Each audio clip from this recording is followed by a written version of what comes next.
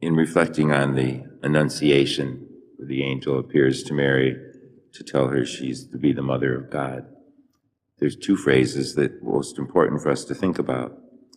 I am the handmaid of the Lord, and secondly, may it be done to me according to your word.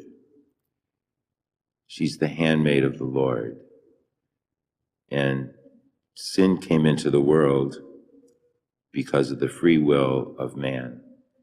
And so salvation was to come into the world through the free will of a human being. I am the handmaid of the Lord. Mary freely says, yes, I am the servant of the Lord. The handmaid is a servant to her master. And so Mary's, as Pope Pius XII said in his encyclical on the mystical body, that Mary's acceptance of God's will, being the handmaid of the Lord, is the beginning of our salvation, because Jesus Christ became conceived in her womb through the power of the Holy Spirit.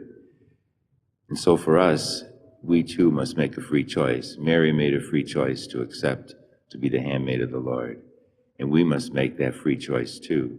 God wills salvation for all of us, but he doesn't force it upon us.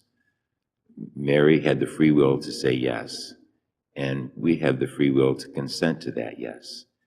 That's what God asks of us.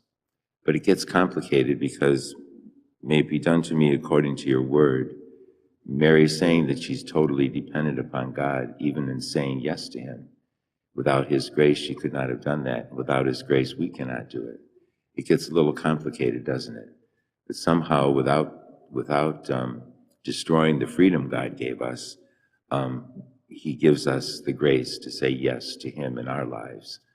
And so as we celebrate the Feast of Christmas very soon now, we realize the Lord came to offer us salvation.